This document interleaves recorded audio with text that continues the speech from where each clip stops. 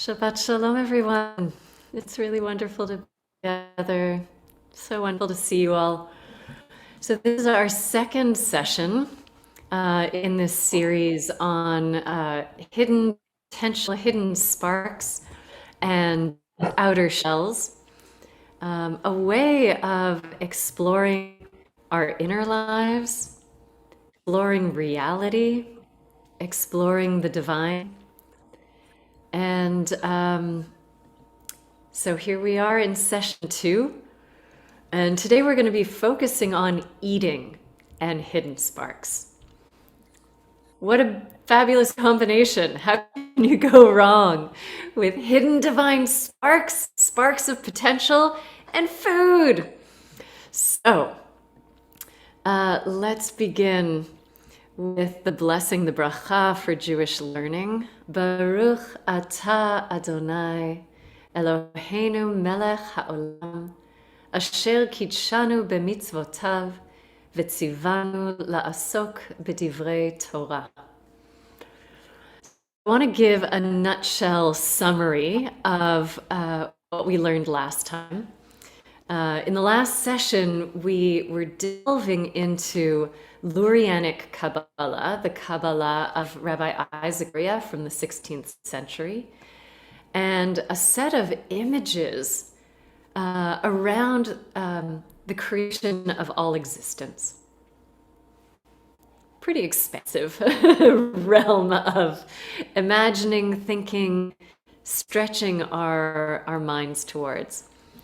So, in a nutshell, the creation story of Lurianic Kabbalah. According to the 16th century mystic Rabbi Isaac Luria, a cosmic catastrophe took place at the time of creation. I just want to note that I find this framing so interesting alongside the Big Bang. Science has its theory of this cosmic cataclysm that generated creation and the energy of that catastrophe, as it were, creating reality. And so here we have very similar or quite parallel language and imagery from spiritual perspective.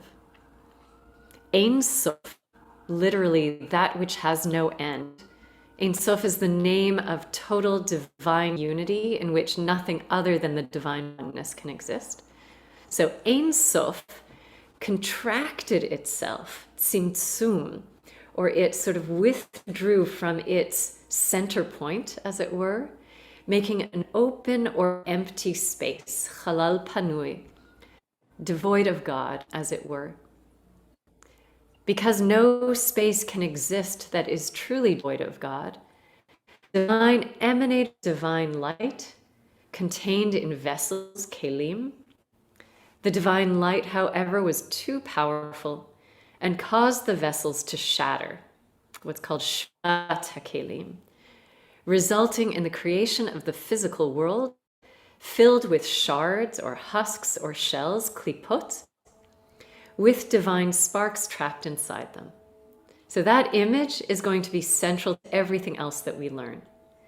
This shattering, these outer shells, these surfaces, garb of the divine, with divine sparks trapped within. Sometimes these klipot are described as the evil and darkness of the world. In our descriptions, these nitzotzot, the sparks, sometimes these klipot, in other descriptions, the nitzotzot are hidden in all of the natural world, in human beings, and in experiences. So that's a valuable question for us. Is the covering, the shell of these sparks, so evil, darkness, or is it just the sort of neutral way of seeing, relating to all of material reality? This is all husk. And within are nitzotzot, the sparks. It is the ongoing task of the Jewish people, according to Lurianic Kabbalah, to redeem these sparks wherever they are found, to release them from the shells in which they are encased, and to restore them to their divine source, repairing the fractured divine and bringing redemption to the world. The exile of the Jewish people, then, is a necessary part of redeeming the nitzotzot, the sparks, meaning wherever we are, scattered and spread out, there are sparks for us to find and liberate. Sin causes the sparks to remain hidden in the world, while the mitzvot, with right mystical intentions, reveal and release these sparks. So that's a summary of what we were exploring last week. And we were really getting into the image of the totality of the divine, of Ein Sof, and this process of creating an open space of not God. That opening, enabling material reality to come into being. And for the Sefirot, I want to bring up the map here. The Sefirot, meaning divine emanations. So here we go. So rather than Ein Sof being all that is, I think maybe the image of vast ocean is helpful. Somehow we want to access water in our kitchen sink. The image of the Sefirot is from this Ein Sof, from the limitless divine. In order to make the divine accessible into the world, God needed to refract, distill, extend, dilute the divine into these more accessible or concrete forms. And in Jewish mystical understanding, these top three, Keter, Chokhmah, and Binah, are only what we can imagine. They're not accessible in human experience. But the lower seven, Chesed, expansive loving kindness, Gvura, Din, boundaries, Tiferet, balance and beauty, Netzach, Hod, eternity or longevity and splendor, Yesod, foundation, and Shekhinah or Malchut, sovereignty, presence, that these lower seven, we as humans in the material world can access and can influence. We're going to be talking about the mystical practices of influencing these spheres. And down here, Shekhinah, this is where material reality is.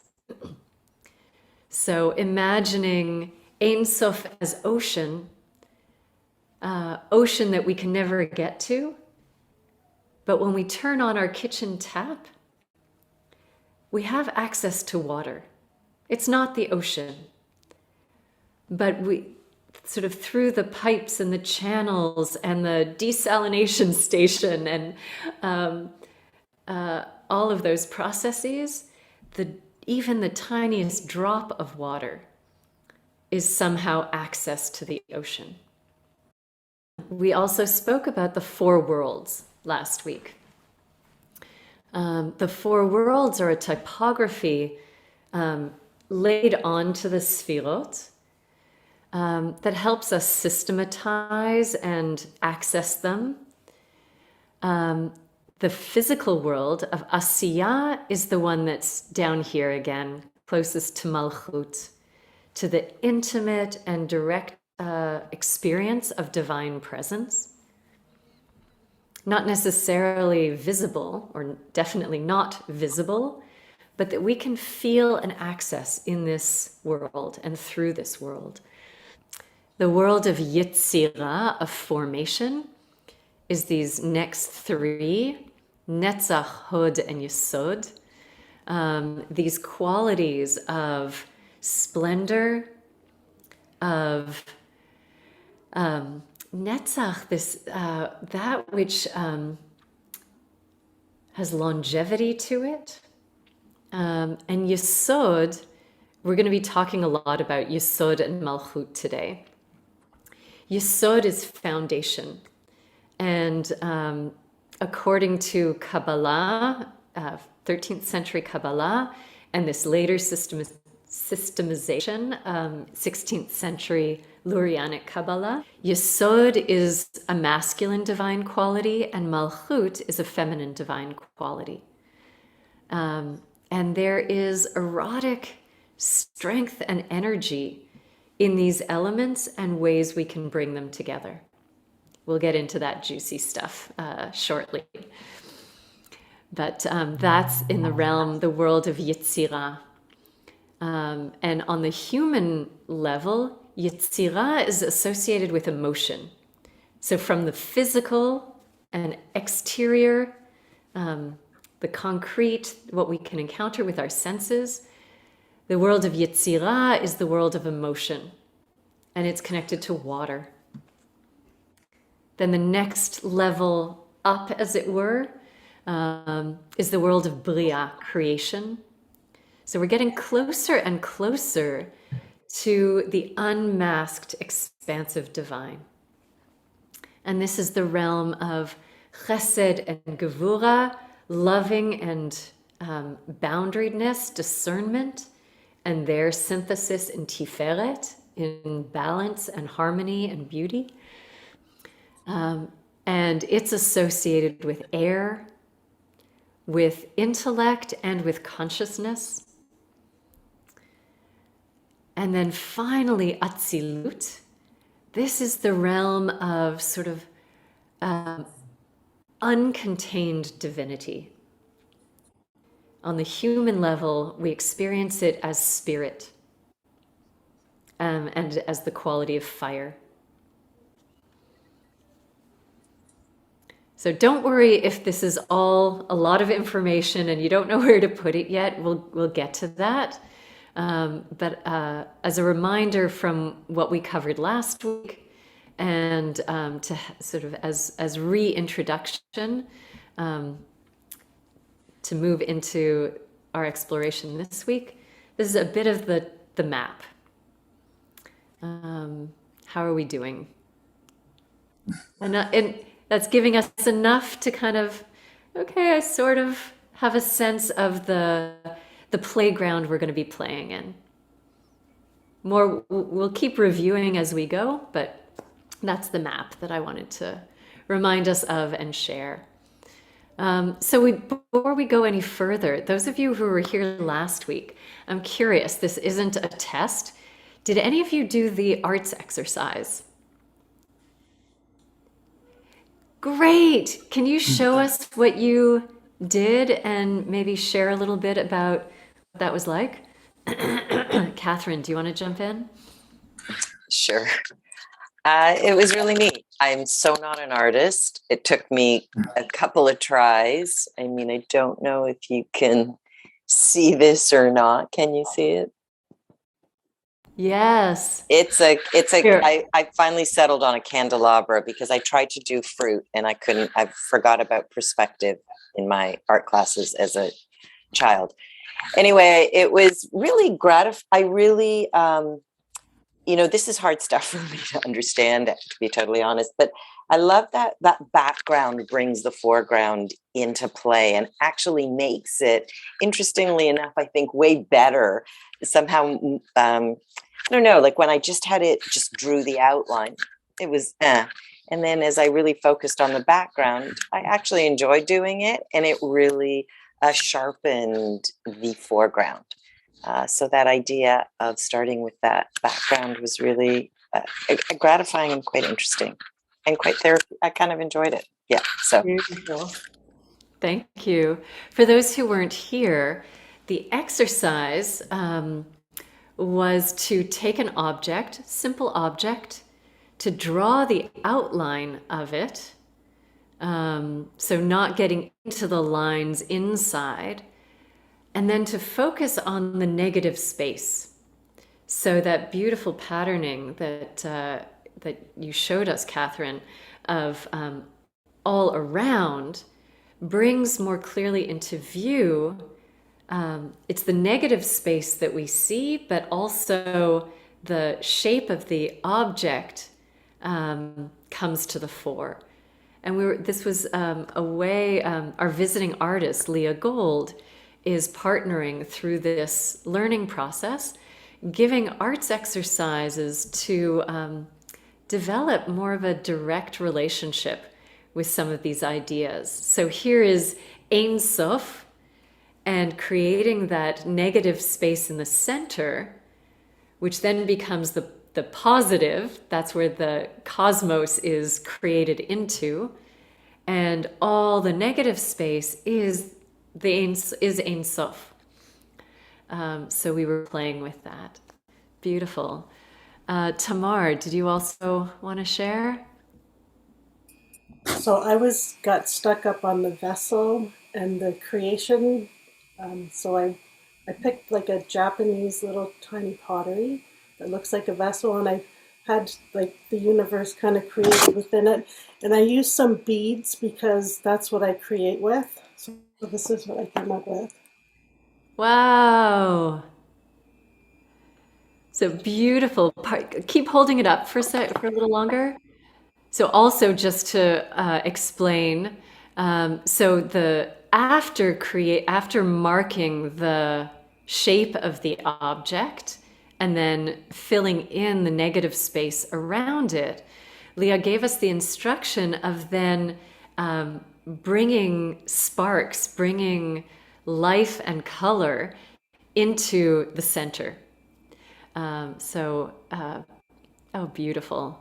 Thanks. Yeah, I got really caught up in the creation. And so there's like, you can see in the middle of it, the forming of the tree of the Kabbalistic tree of life kind of coming to life and all of that, and atmospheric stuff going on.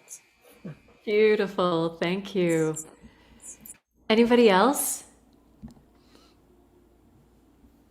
Karen. I also had fun playing with it. I did a small, the outline is a small lamp. And I love the idea of just playing with what isn't there and just creating something out of that. And I also found it very therapeutic and meditative. And I think I'm going to fill the whole page, the whole negative space. It was very satisfying to work on. Beautiful. Thank you. Anyone else? So just as a reminder, a couple reminders. One, oh, there, I think yes. I saw Esther. Yes, Esther. Thank you. Just unmute.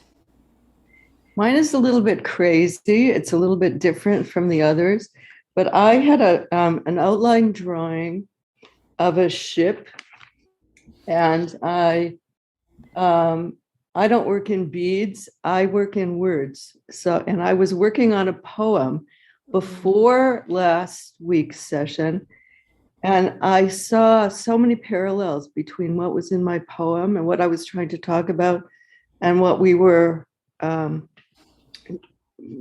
focusing on in the learning session last week. So I have the outline of the ship, and then I have my poem inside the shape, and I made the lines of my poem trace the ship. And so the draft of it looked like this. It wasn't in the shape of the ship, but as I worked on it more and I understood, so I haven't colored that, but it's the shape of the ship. And then the visual helped me work on the words, and the words helped me work on the visual, and the whole thing helped me develop ideas. So it was like an integration thing for me. So. Oh, that's beautiful. Thank you. These are wonderful. Were there any others? So it's not too late to explore the artistic exercises. And we're putting all of this on YouTube. So you'll be able to access the photographs and instructions that Leah shared, as well as the texts that I'm sharing. It's all on, if you go to YouTube, Danforth Jewish Circle, you'll be able to access all of it. And to remind us that we've set up this learning series in relationship and partnership with having Leah Gold as our visiting artist. There are going to be community workshops in February. You'll hear about them very soon. That don't require that people have learned this series, but being here and this learning, as well as these artistic exercises, will feed into the arts, the art making in a workshop with her. And hopefully the art making will also feed back into the learning. I love this holistic engagement with exploration, understanding, exploring, discovering. So that's a continuing invitation, and there will be an exercise from today's session as well. Great. Let's dive into today's learning. So, okay, we're going to begin not in mysticism, but in the Talmud, codified in the year around 500 CE. A teaching that I want that will be referenced in the Kabbalistic material, and I want us to explore it in its own right. Would somebody volunteer to read right here, Talmud Berakhot? If you'd like to read, just unmute and go ahead. Rav Yehuda said that Shmuel said, one who derives benefit from this world without a blessing, it is if he enjoyed objects consecrated to the heavens. As it is stated, the earth and all it contains is Adonai's, the world and all those who live in it.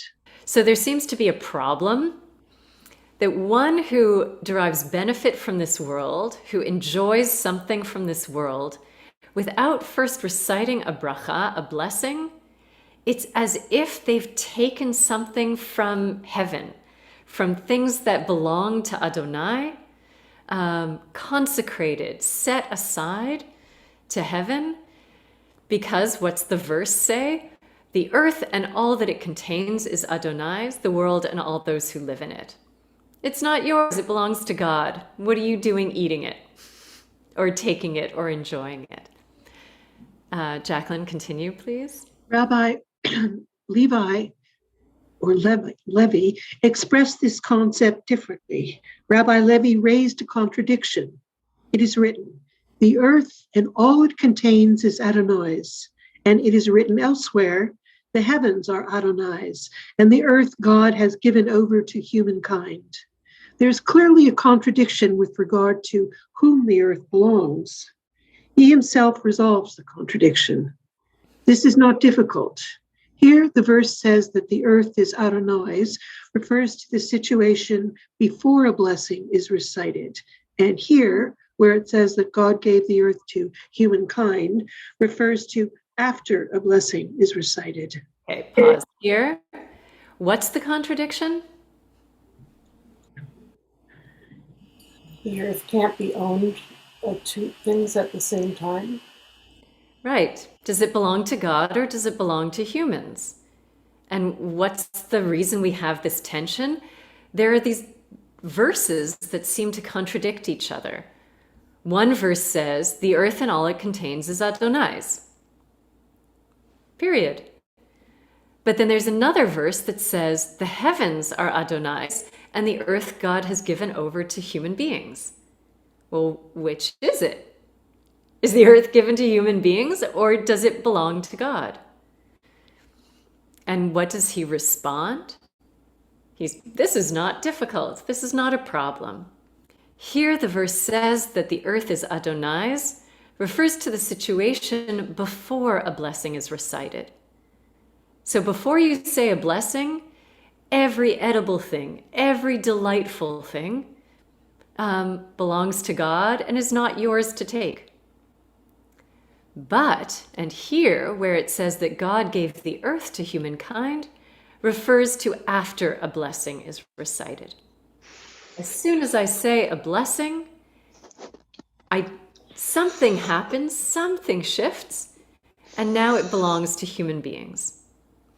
I want to hold that idea. Let's read the next little paragraph, Jacqueline. There. Rabbi Hanina Bar Papa said, anyone who derives benefit from this world without a blessing, it is as if they stole from God and the community of Israel. As it is stated, whoever robs their father and his mother and says, it is no transgression, is the companion of a destroyer. Ooh. So that's pretty strong language. So not only is there some shift from and question around the earth belongs to God before the blessing, after the blessing it's given to human beings, but on top of that, Rabbi Hanina Bar Papa said, anyone who derives benefit from this world without a blessing, it's as if you've stolen. You've stolen from God and from the community of Israel. So I want us to spend a little bit of time on these questions. So the first question I'm interested in, this Talmudic passage asserts that making a blessing before eating and enjoying the fruits of this world transforms our relationship with God, with each other, and with the natural world. What is this passage saying about the state of reality and our relationships before we blessing?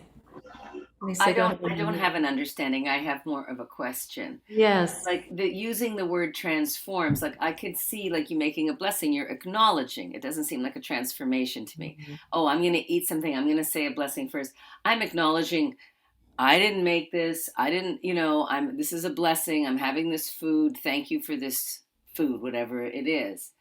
But I don't understand how that transforms our relationship with God.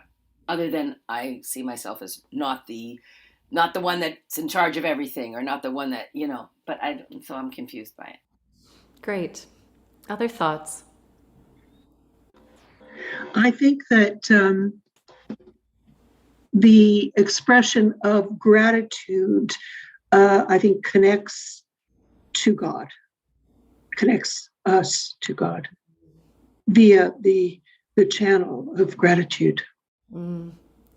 And what does that do? Or what does that change? Well, it makes us more aware of the connection if we're always reciting Berakhot. Mm-hmm. It's kind of a constant, both a reminder and also a kind of visceral connection. Great. So the two of you, Lisa and Jacqueline, pointing to awareness, creating connection, gratitude, sense of I am not the one who made this, or I'm not the one in charge. Great. Esther. I think it adds a time layer to it, because it's got a before and an after. So it adds a layer of maybe human control or time before, time after. That's an important element to highlight, that most of us do not walk through our lives saturated with the awareness that we didn't create everything that is, that there is a mysterious, wondrous source of being from which all of this came into being. However you understand that dynamic, it sure ain't you. The taking specific moments to pause and bring that into awareness and relationship is a shift, transforms something in perception, in awareness. So there is a before when I wasn't tapped into that, wasn't connected with it, and the after when it's alive for me. It's not even just a concept, but I'm doing something to bring it into experience and being. Jacob, you unmuted. Did you want to jump in? I was just thinking that maybe, along the lines that everybody's been saying, but I sense that things are there for the taking, but before you take them, there's a prerequisite to appreciate them, and appreciate them. In other words, in the sense of gratitude, but in the mere sense of just taking it, you have to take it. You have to make it yours. So things are for the taking, and that's what I gathered. Beautiful. So we live in a physical world that is filled with delights and pleasures, beauty, delicious things, and they don't belong to you and they are not for you to take unless or only when you speak these words with awareness, with attention. And what the text is saying is, and then it changes the nature of the reality that you are in. What didn't belong to you a moment ago, now you can receive, you can take as gift, and you are welcome to enjoy it. But that ritual, that moment of uttering bracha, of drawing in divine presence and awareness, is the key that transforms this world from belonging to God to being yours for the taking. John, you wanted to jump in?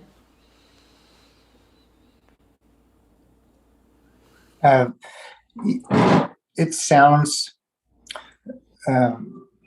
like it's an invitation from God to look for these opportunities in the before stage, before transformation, and participate with God in a transformative and transforming and revealing. Beautiful. So it's feels inclusive, or there's opportunities to be included in part of it, part of the grand picture. Yes, not just opportunities, but actually this is necessary. It's almost saying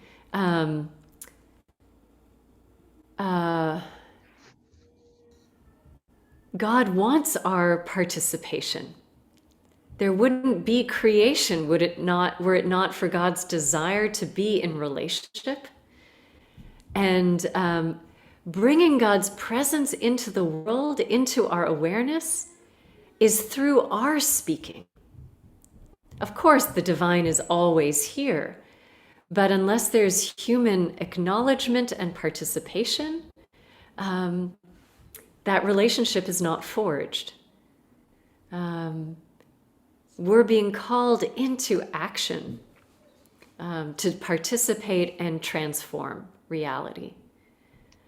And this is going to be important for what we look at later, that it is changing something about reality.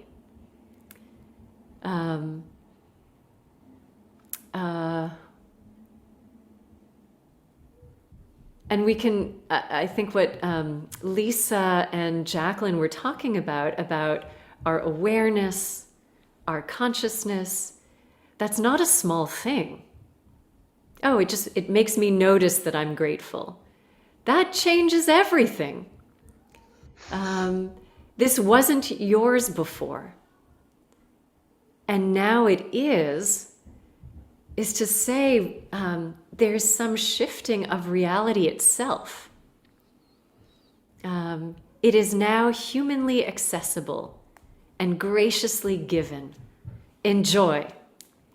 A moment before, it was not. It was in the divine realm, and you have to open that doorway for that relational flood to be accessible, to open and reach you, and change you as well. Other thoughts? Yeah, I just like to counter it. I mean, I'm thinking about when I taught MBSR, or mindfulness-based stress reduction, before I retired, and the raisin exercise that was integral to that. And it was very much consciousness raising and gratitude with a focus that was secular and on the people that picked the grapes and the people that transported the grapes and the people that packed the raisins and sold the raisins and so forth. And people generally found that to be a very powerful exercise in terms of cultivating gratitude, without it becoming a kind of religious practice. So just reflecting on that. Beautiful. So first of all, we're looking at specific texts that frame experience in relationship to divinity. These aren't the only texts. What we're here to do is to explore, what does it feel like, look like, what is available to me if I put on these glasses? Not the only glasses. I do want to say that I think what the teachers of this text would say is all of those human actors are part of the divine, are part of participation in the access to gratitude. And the divine animates all of it. There's no separate God out there somewhere. But the text is specifically pointing to when we take hold of the beauty and bounty of nature, that we are not its source. We are participating in something bigger than ourselves. And there is, I think, both humility and an expansive awakening of awe in framing it in terms of divinity. But let's not get confused and think of God as separate, as outside. This is divine, thoroughly integrated in and participating in, and also bigger than. Maybe a last comment. Actually, I want to bring in the second part of that teaching, just to sort of expand. I'll read it again. Rabbi Hanina Bar Papa said, anyone who derives benefit from this world without a blessing is a thief. It's as if you have stolen from God and from the community of Israel. What does that add to our thinking? So there's the mindless eating of the apple. There's the, oh, I'm really enjoying this apple. Isn't this lovely apple lovely? And focusing on it. And then there's eating the apple in a different context. So when you make the blessing and you choose to have that experience, you're choosing to connect with the fact that there's the energy in the apple, there's the life force in the apple, and it's all being given by a divine creator. And you are acknowledging and appreciating that, and that acknowledgement and appreciation where the apple becomes part of the entire universe gives back to the Jewish people as well as to God. And now it's a holy experience. So when you the blessing, that's what you're choosing, maybe. So you're bringing in lots of ideas that we're going to get to later about what's inside the sparks in the apple, and how those sparks are released and so on. I think what you are raising really beautifully in relationship to this text is the consciousness, the choice of relating and seeing the gifts of this world through the lens of divine gift. We'll hold your thoughts about the sparks and all of that, because you're beautiful. You're clearly a Kabbalist. You're beautifully foretelling what we're going to look at in Lurianic Kabbalah. Beautiful. Yeah, well, I'm much better at talking the talk than walking the talk. But anyway. We'll get there. We'll get there. Beautiful. Thank you. Tamar. I kind of came up with a more logical. It's almost like our blessings are a currency in some way. And it's an obligation of a Jew that we need to acknowledge and practice when we take our blessing, when we receive that blessing, we have to give the blessing. So it's an obligation, it feels like. Before we even get into obligation, I love the image that you used of a currency. A currency, a sort of transaction that shifts when I go to the grocery store and I've got the apple in my cart. It's not mine yet. As soon as I bring it to the checkout and I pay for it, I can take it right out of my cart and bite into it. That's a beautiful way of framing what this text is talking about. Until you use the currency of the blessing, it is not yours. If you take it and eat it without the bracha, you have just stolen from the garden of the divine.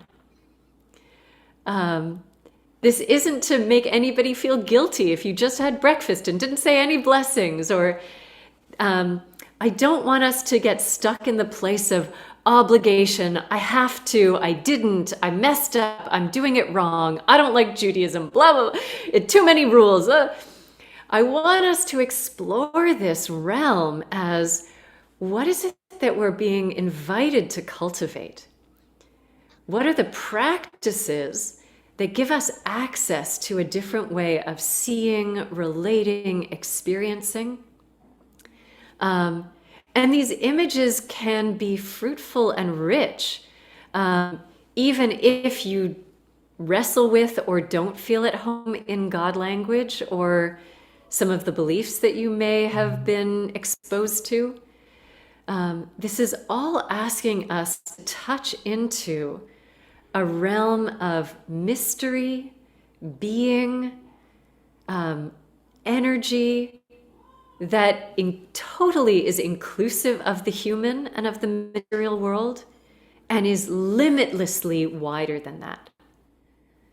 And is definitionally different from just what we can access with our senses, is of another order of reality. So to see what it's like to reach our imaginations, our minds, our hearts, in that wide and expansive direction, and that we can access it when we bite into a pear. And we'll explore what that, different ways of doing that. But I wanted to give us the foundation of this Talmudic text that's not yet speaking of the sparks and the Ein Sof, but just the relationship of what's it like to enjoy something I didn't create, and how we're being invited to the experience of blessing transforms ownership. Blessing is this currency of taking what is rightfully beyond me and brings it right into my sphere of ownership, delight, and direct experience. How's that sounding? All right, let's get funky with Kabbalah. You ready? Okay. If you want to make me a t-shirt that says, let's get funky with Kabbalah, feel free. So we're going to look at a text that is not actually from Rabbi Isaac Luria. He actually wrote very, very, very little, but his disciples wrote his teachings. This is from a little bit later, from 1728, pre-Etz Hadar. It's written by an unknown author. It was included in a text, Sefer Chemdat Yamim, by Rabbi Israel Yaakov ben Yom Tov Al-Ghazi. And this is where we have reference to the Tu B'Shvat seder, which was just last Sunday. And the practices of eating different kinds of fruit from trees with mystical intentions. And what happens, what is affected and changed by going through this ritual of eating different fruits. So, oops.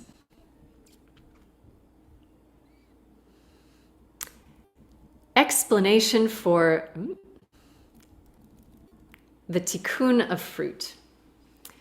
Although the 15th of Shvat, we're in the month of Shvat, Tu B'Shvat, is Tu Tetvav, the number 15 of the month of Shvat.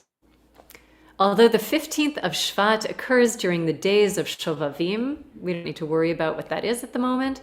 It is not a fast day, since it is the New Year's Day for the fruit of the tree. Just pausing there. This 15th day of the month of Shvat, according to early rabbinic literature, according to the Mishnah, is the new year for the fruit of the tree.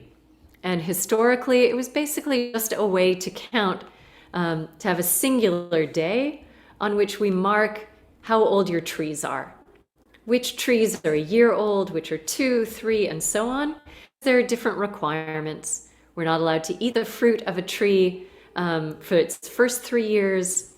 On the 4th year, all of it is given to the temple. On the 5th year, we get to enjoy it, giving a portion of it to the temple. That's the ancient Israelite practice, and that's what Tu B'Shvat was, tax day for trees. Through the tikkun that is performed on this day with fruit, so this is a new mystical tradition of performing a tikkun. I'll explain what's meant here by tikkun in just a moment. Performing a tikkun on this day with fruit, the Sfirat Tzaddik, life of the worlds, is aroused. So just starting there is a preview. 15th of Shvat, there's going to be some ritual with eating fruit with a certain intention. And what we're aiming to do is awaken and arouse one of the Sefirot in that divine channeling and constant flow of sacred energy. We are trying to shake things up and wake things up in the Sefirah of Yesod, second from the bottom, the one that's associated with the masculine. So what's here in brackets is a little more explanation as we go through. According to Zoharic Kabbalah, 13th century Kabbalah, the Zohar, earthly acts that are performed with theurgic intention can positively affect the 10 inner aspects of the Godhead called Sefirot. In this case, the religious acts concerning the fruit that are performed on the 15th of Shvat are said to affect the 9th Sefirah Yesod, or foundation. The Sefirah represents the male generative principle within the divine world called Tzaddik, or righteous one.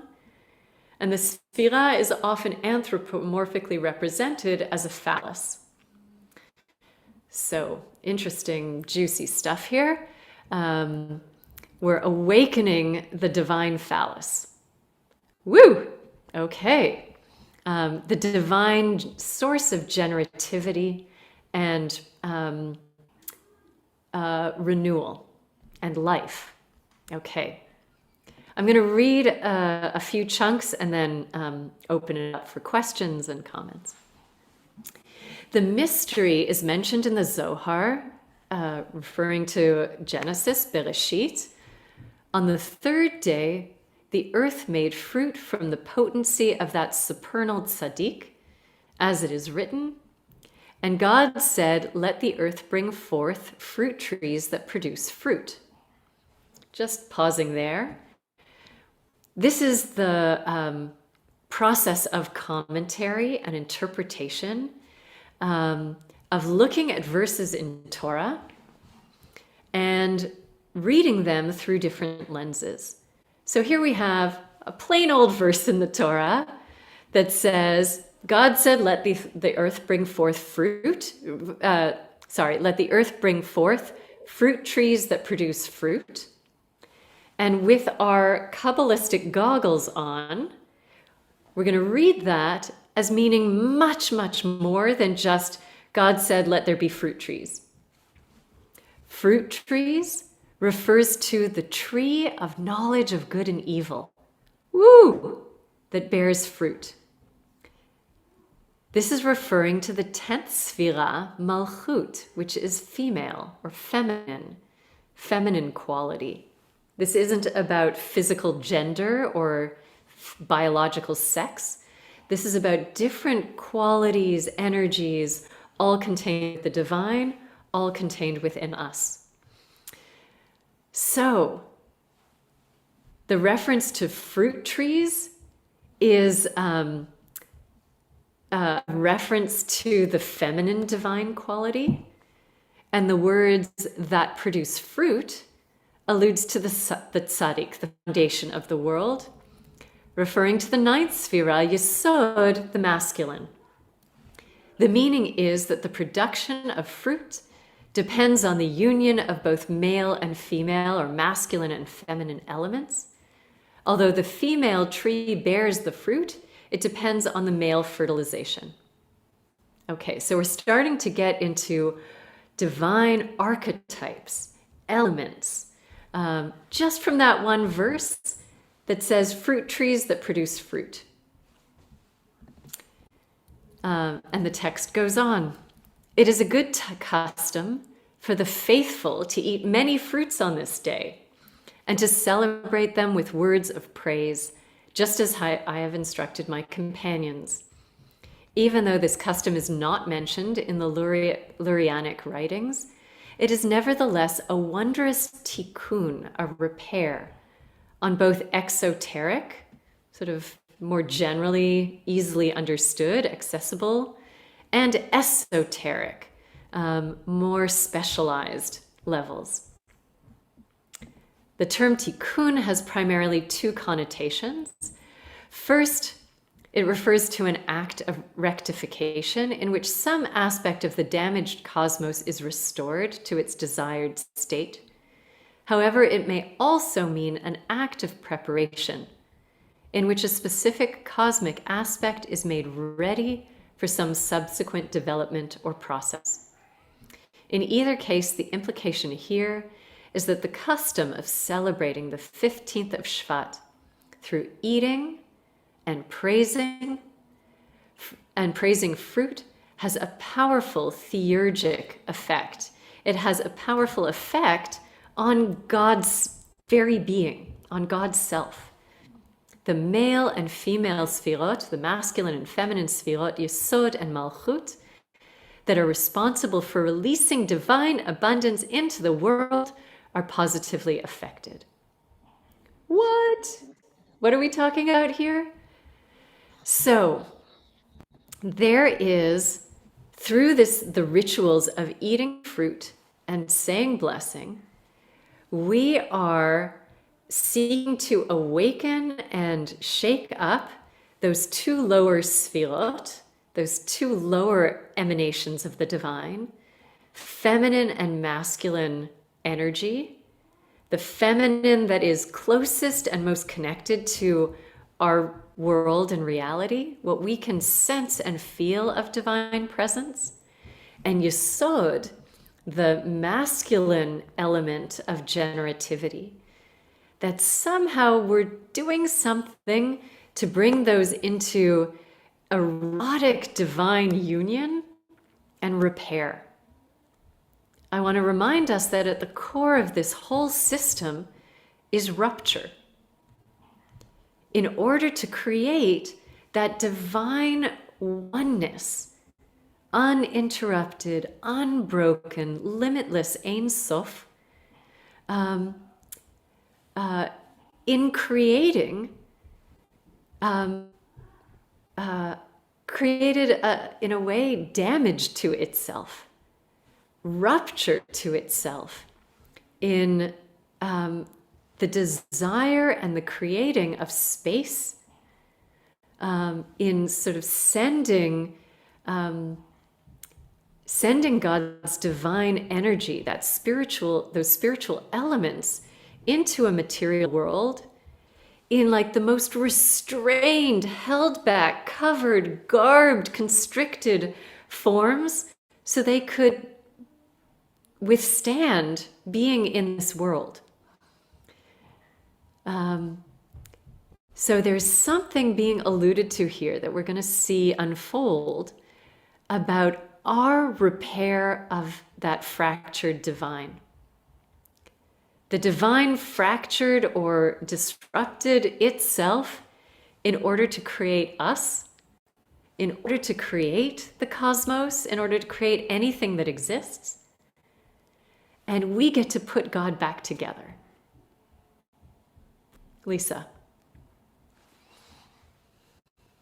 Well, I just had a question because before you got to that, yeah, and you were talking about the masculine, the feminine, the two lower realm, whatever coming together, I thought, oh, so it's going to be a birth, not a brokenness that comes out. So it is a restoration of birthing, of renewed generativity. We're going to see more clearly shortly. But in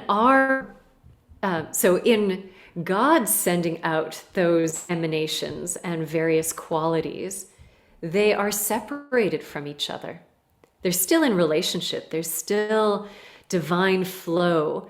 Were there not constant divine flow moving through those qualities, those sort of refractions, were that to stop for an instant, all of reality would disappear. That's the framing of this, but they are separated from each other. When we have the intention of bringing them closer together, of even for a moment restoring Yesod and Malchut, letting them engage in cosmic erotic union, we are helping to birth. We are helping to generate and create. We are partners, not just in our words and earthly realm, but in healing the divine for that generativity. So you've touched on it exactly, and we'll see how that's going to work. But before there's the reunification, there's the fraction. Otherwise, it would just be all God. Does that make sense?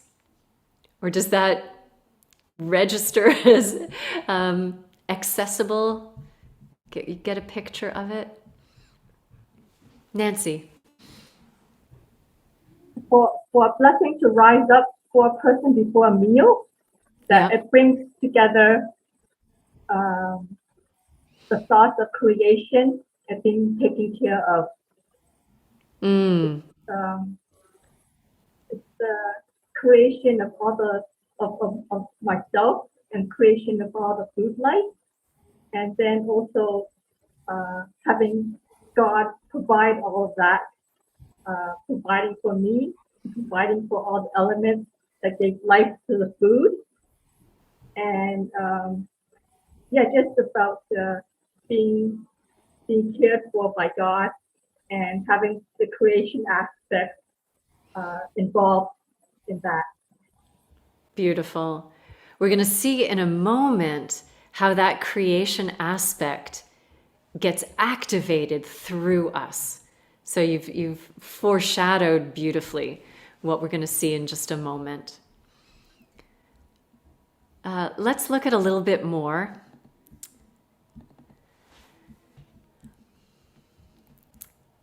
For in the Palestinian Talmud, the following appears.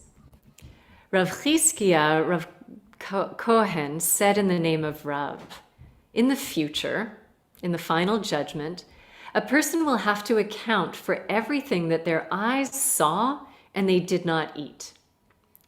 Rav Elazar was concerned about this teaching and used to save poor persons' gleanings, and he would eat them, each one at its time.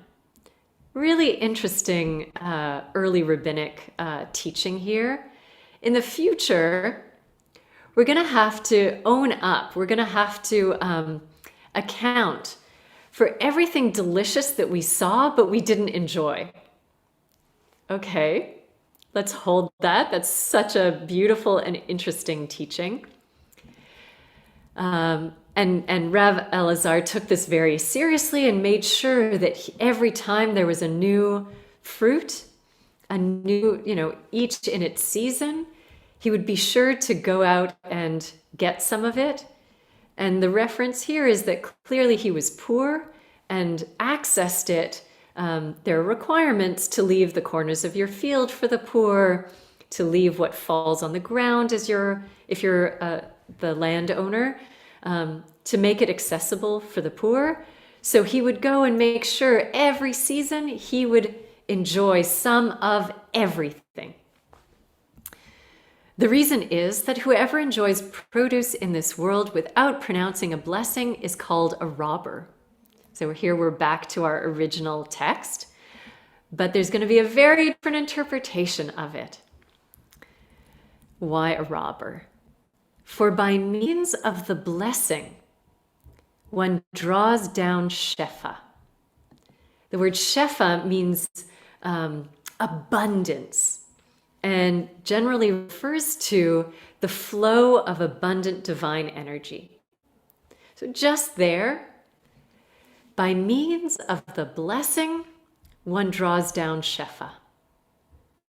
That statement is not talking about just our awareness, gratitude, connection with the divine. It's actually saying that when we say a blessing, we're about to taste something from this natural world. That opens a channel through the Sefirot for more divine energy to pour down, to come into the physical world. It's in our hands to open or close that channel. That's pretty powerful. Let's see what else it says. The angel who is assigned to that fruit, that which was eaten, is filled by the shefa so that a second fruit can replace the first. Okay, wait a second. First of all, what? There's an angel assigned to every single piece of fruit in the entire world that ever was, that ever will be. Little angel or big angel, I don't know what angels look like, but that angel is assigned to that fruit. And when you make a bracha, a blessing, that divine energy, that spiritual element pours down into the angel, enabling a new fruit to replace what you've just eaten or what you're about to eat. Thus, one who enjoys the fruit without blessing it is a robber. For through eating an aspect of creation without blessing it, they eliminated the spiritual element that it contained. Thus, they prevented that divine power from being manifest in the world, when they should have drawn down a blessing from above. Wow, right there in our capacity is the ability to bring more divinity into the world or not. And every time we are about to eat the fruit and say a blessing, there is a regenerativity of that divine presence manifest in another piece of fruit. Okay, let's keep going. As a result of not saying the blessing, the angel's power is annulled, since it no longer possesses the shefa that it needs in order to replenish the fruit. That is why the person is called a robber. You've just stolen from the world divine flow and presence that becomes embodied in fruit. He also said that it is as if he robbed from his mother and father.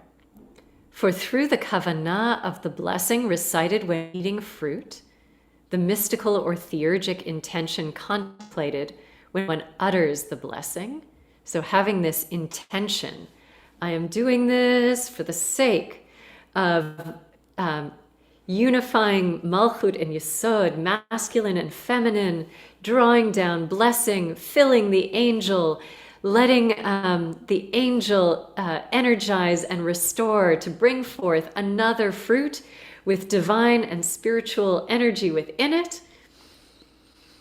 A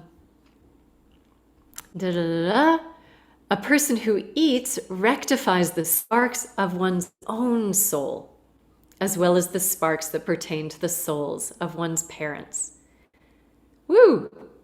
So now we've gone from, in the act of blessing, awakening through the Sefirot, drawing down divine energy, renewing it, and bringing divine presence into this world through pears and peaches and plums and all the fruits that grow on trees, empowering the angels to fill them with divinity. But this also restores and repairs the sparks in us. We too are divine-filled fruits. And when we say the bracha, channeling all of that, we're also restoring and repairing the sparks in our souls and in our parents' souls. Why our parents' souls? They represent, this is a heteronormative, heterosexual framing, but our parents represent the divine Yesod and Malchut. Our parents are stand-ins, or our stand-in is not the right word because that makes it sound like it's artificial. They are also the divine energy of the masculine and feminine that produce the fruit of you.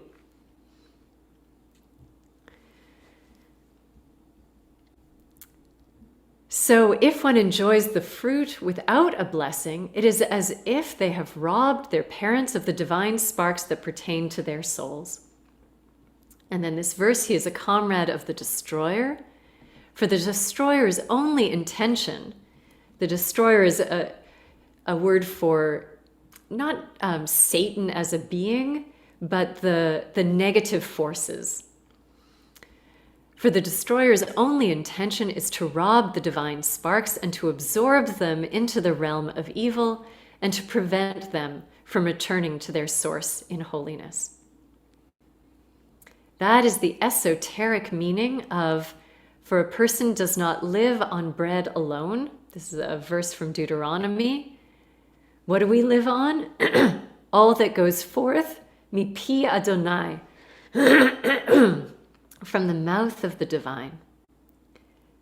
This alludes to the secret of blessing, which retrieves the sparks from impurity to holiness. The mouth. The blessing prevents the divine sparks in the food from being appropriated by the evil forces and recycles them or sends them back up the chain of Sefirot into the divine, into holiness. It is brought about through the mouth of Adonai. I love this. We'll pause after this. By means of chewing of the 32 teeth, which correspond to the 32 times that Elohim, one of the divine names, is mentioned in the story of creation. So not only is all of this sparked, unleashed, restored by saying a blessing, but then we put it in our mouths parallel to, or an embodiment of, the divine mouth. We chew with our 32 teeth, and that is the chewing, awakening participation in creation, in everything that the book of Genesis is describing, because the divine name is mentioned 32 times. So we chew, we've spoken the blessing, we are chewing and eating, releasing those sparks, repairing the divine, repairing the sparks within us and in our parents. We're causing energy to draw down, to create a peach to replace the peach we just ate. We are in the moment of creation, reenacted, re-enlivened through our participation, so that creation is constantly unfolding. Woo! What are your thoughts, reflections? What is that? What are your associations? And it's fun if you think this is like crazy out there. I don't relate to this so much, or any reaction or response is welcome. Is this stirring? What is this for you?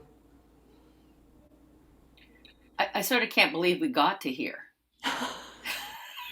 And like, if I just come in like 10 minutes ago, sorry, I'm late, go ahead. I'd be like, eh. Also, I only have 28 teeth, so does that include the 4 molars I had removed, the wisdom teeth? Somewhere those teeth are chewing. Well, I mean, it's overwhelming. It's overwhelming it sort of started off and it was just this little thing about saying a blessing is kind of, acknowledge, like it's gone from this not small concept, but very easy to chew concept, so to speak, of just this thing about the blessing. And then, and now it's just like, oh.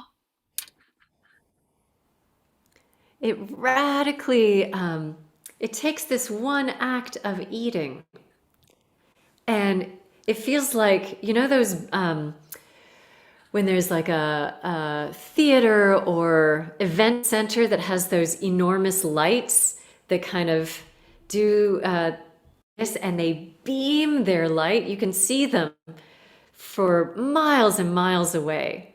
It feels like that kind of trajectory of from my little raisin and words of blessing and chewing to this cosmic reaching of effect outward and infinitely inward to the sparks of my own soul and my parents' souls. Wow! Can you imagine doing that? Maybe not every time you eat, but let's just start by imagining, I don't know, once a day? Yeah. It reminds me of all of us being responsible for the cycle of life in our actions. That's what it means to me. That's beautiful.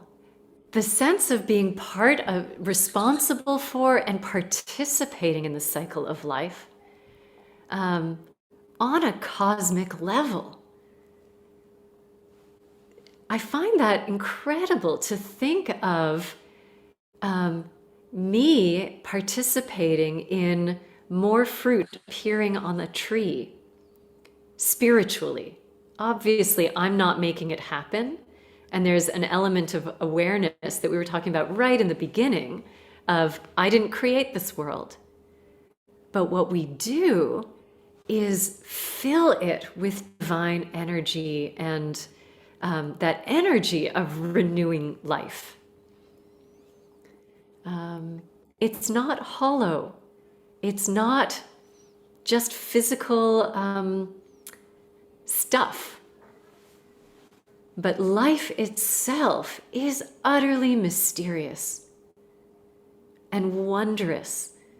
And we participate in bringing it into reality. Sybil. My reaction to all of this is just the need to slow down. So that I am slowing down to appreciate the fruit, appreciate where it comes from, appreciate my connection. And it also makes me think about when you talk about the 32 teeth and digestion, how the discrepancy between the natural process and what is given by God and what we as people, man, have done to say it's not enough. So we're doing our factory farming. We're forcing fruits to be in existence. We're forcing everything to produce more, and we're appreciating it less. So the thing that comes to me is just slow down. Slow down. And you're also pointing to, we are partners in various ways in production. And there are ways that we can do it that are driven by greed and profit, that see in our hands the tools for genetic modification, for mass production. And this is a real and radical shifting of what does farming and consumption look like when it's with this kind of awareness of the divine, of the deep respect for the earth and its generativity. Beautiful, thank you. Esther. Unmute first. Two things come to mind. First of all, it makes me think about the will to live and how important all of these things are as contributing to our will to live, and how much work it takes. And a phrase that keeps coming into my mind that I just keep hearing inside my head is choose life. Beautiful. Choose life. Uvacharta b'chayim. And it's choose to connect with life as this constant flowing, ever-present life energy, life reality, and also choose to enhance it and increase it, bring more life into the world. Beautiful. Catherine. So many things to think about. It really harkens being very intentional. It's a practice, it's a discipline. And I just have this strong image of being at our dinner tables and just seeing us all like just rapidly eat our food and so quickly to race on to the next thing. And I just love that idea of that, I guess what Sybil said, what everyone said, of just slowing down and seeing what happens. And I know, like in mindfulness meditation, taking that raisin and eating it and really tasting it and those 32 teeth and those bites. And I just think, wow, I'd love to try it tonight to see what happens if I introduce this to our table with my son, who's like, I see him eat like just like so throwing it back. And I just think, what would happen if people were open and we practiced that? What would happen? And and choosing life and being really intentional and taking the onus off ourselves and our rush to and being so self-centered. Actually, it really takes a bigger picture. So that's I don't have anything that profound, but it's just interesting. It's actually deeply profound because you're talking about bringing this into our daily lives. What is more profound than that? How do we learn how to live this? What might we experiment with and explore? And we'll be tasting in just a moment, or a few moments from now. But I'll report back too. I'll try it. Okay, excellent. The family, see what happens. Excellent. I want to read just a little bit more to bring one other element into the conversation. And then we'll turn to to the arts experience, exercise, to some practice, and then Kiddush. In order to effect this tikkun, it is fitting for us to eat all kinds of fruits on this very day and to bless them with this intention. For a mitzvah is best done when performed at the proper time. So we're not going to worry that Tu B'Shvat was last Sunday night and Monday, and we're past it. These practices are available all the time, but I think what's being extended to us is there is an annual ritual for doing this work deeply. According to the Zohar, Rabbi Yehuda said, "Why is it written, even this God made corresponding to that? God made the earth to correspond to the firmament. Everything below alludes to what is above." So this statement that there is not only this Kabbalistic idea of what's called theurgy, that what we do below with the right intention sort of affects up the chain of the Sefirot and impacts the divine, but there's also a mirroring. What is below is also above in its purest, most whole form. All of those trees that bear fruit, except the apple tree, allude to one supernal mystery. And all the small ones, except for the hyssop, are the offspring of the one mother. In heaven, powerful intermediaries are placed over each of the earth's plants, and each has its own mystery just as above. There's a note here about the tree, why is the apple tree different? It kind of points to the tree of life and to God's very essence, the soul of all worlds. But jumping down for a moment. So this sense that every fruit-bearing tree is related to divine mystery above in a direct correlation. From this, you can understand that although the blessed Creator rules over the earth and everything has an angel assigned to it, nevertheless, the greatest importance is the fact that everything is connected to the supernal attributes. Everything is connected to the Sefirot. So now we're going to get into the four worlds and different fruits associated with these different chunks of the Sefirot. Rabbi Chaim Vital explained that there are 30 kinds of fruit trees. 10 have their roots, their divine roots, in the world of Bria. That was the one that wasn't way at the top, that's all divine emanation, but just sort of one down. It's still closest.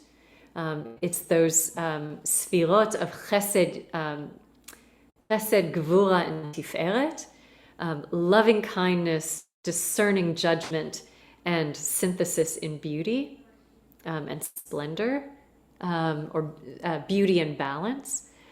That there are 10 trees that have their roots in that realm, corresponding to the 10 Sefirot of that world. since the roots are far removed from tum'ah, from impurity or forces of evil, or represented by the klipot, by these external shells, and very close to the purity of the world of Atzilut, that highest realm. Those fruits, the fruits from the trees that have their roots in those sefirot, don't have shells. They don't have any hard outsides, and they don't have any pits on the inside. And they may be eaten as they are. Pop the whole thing in your mouth.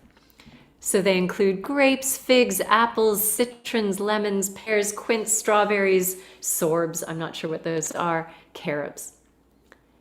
So this is a realm of fruits that we eat at the Tu B'Shvat Seder that come to us with the mirror of those fruits are in the realm of Bria, most accessible to divinity. So a note here, the cosmology assumed by the author consists of 4 worlds that are hierarchically arranged between the divine source, which is completely holy, and the forces of evil, which are completely impure. And these 30 species of fruit have their roots in the other 3 worlds. They are classified according to the nature of their shells, which symbolize the type of protection that's needed due to the extent of evil that's present in that world. The fruit, which corresponds to the world of creation, has no shells because their roots are so far from the forces of evil, they don't need protection. It's kind of beautiful to think, here I'm going to sit with a grape, and because I can bite right into it, I don't need to remove anything from its outside, or I'm not interrupted by any pit at its center, hard pit. It is an embodiment of that closeness and accessibility to the world of divine presence. Then the next world down, there are 10 types of fruit whose roots are in the world of Yetzirah, formation. Esoterically, they correspond to the 10 Sefirot of formation, which are intermediate between the world of creation and the world of Asiyah, the physical realm. And they are neither so close to the forces of evil, so they're not in the physical world and that realm of the Sefirot, nor as distant from the world of Bria, of creation. Consequently, the seed kernels within the fruit are not eaten, since they are not soft like the seeds from that other world, from the one we just mentioned. So we have olives and dates and cherries and so on. They all have a hard inside. And so the imagining is that the outside doesn't need to be protected. It's not surrounded by evil forces. But the klipa, that husk, that shell, kind of penetrated to the inside, to be surrounded by divine, by divinity, but there's still a shell of evil forces or of darkness or of protection on the inside. And finally, there are 10 other kinds of fruit whose roots are in the world of Asiyah, of making, this physical realm, corresponding to the 10 Sefirot of that world. Consequently, we may eat what is within and discard what is without. For the fruit's shell is a barrier between it and the world of lights, so that it will not take on the impurity of evil forces. So in this world of Asiyah, we have all the fruits that have hard outer shells because they need to be protected. So we have pomegranates, walnuts, almonds, all the nuts. And this outer shell covers and protects the divine potential, the divine spark within. I want to jump a little bit.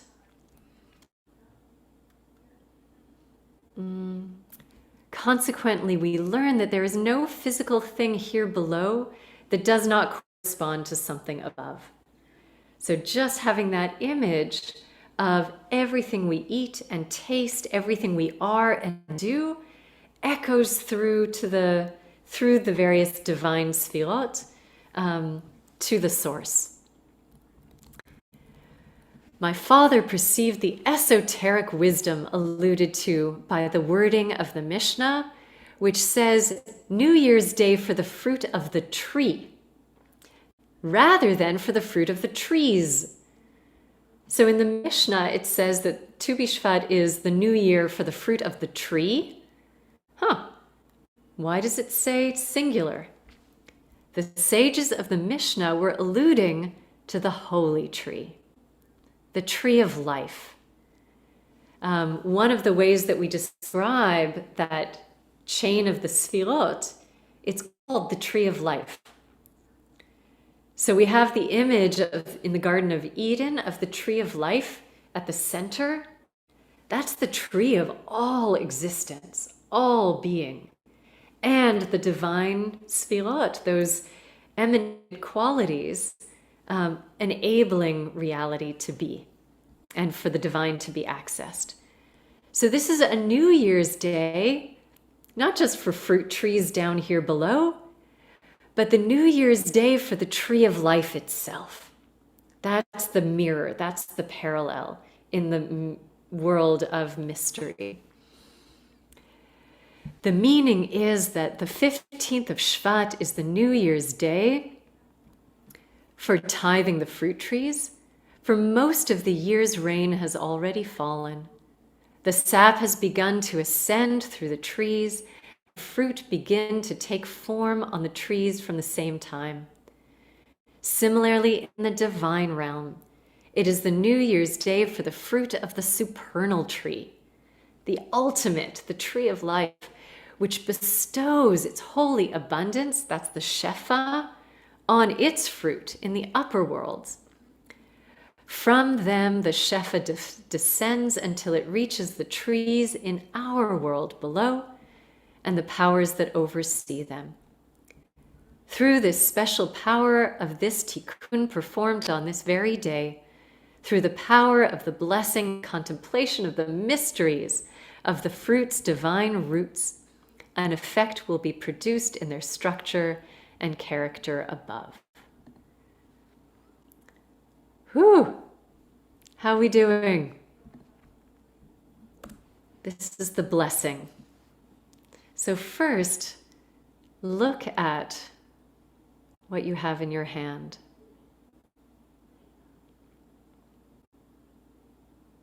Turning it, noticing color, texture, shape.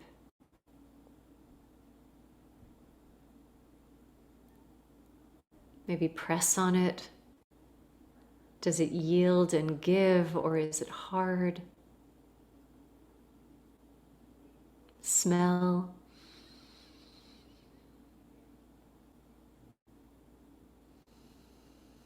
Our senses meeting the physical thing. Now, drawing on the teachings that we had, after a few moments of silence to kind of see what we can imagine, contemplate, stir up, we'll say the blessing and then taste and chew with as many teeth as we've got. But drawing in the teachings that this physical thing, this fruit from a tree, has an angel that we intend in our blessing to draw down divine energy upon that angel, drawing down from the masculine and feminine qualities within divinity and within ourselves, and within our parents.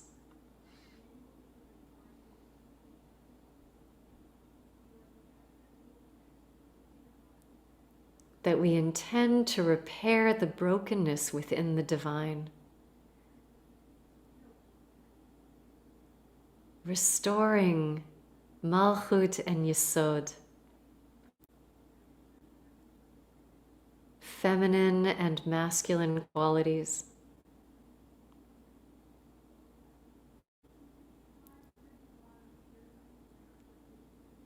That we intend through our eating to generate, to open the channels of creation and generativity so that another will be replaced by what we are about to consume. That it too will be filled with divine being and energy as this is.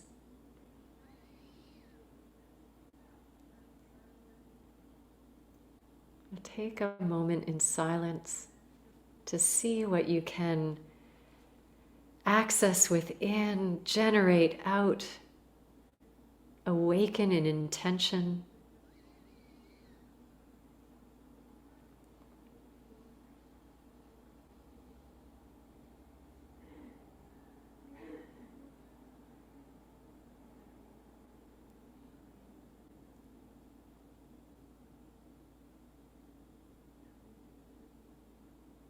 May our eating be for the sake of unification, of masculine and feminine,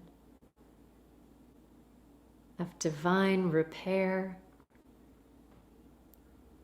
an abundant flow of divinity into the world. Baruch atah Adonai, Eloheinu melech haolam, borei pri ha'etz.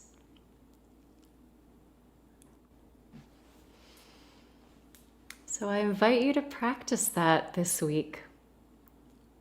See if once a day, or maybe every time you sit down to eat, you can pause with intention. And maybe there's a part of it that resonates more directly or is more accessible. Maybe you want to dwell with the angel for a while, the angel of your apple. Maybe you want to imagine divine healing, unification of masculine and feminine within yourself and beyond. And the texts will be available on our YouTube channel, so you can return to them and draw from them there. So, amen, amen, amen to that.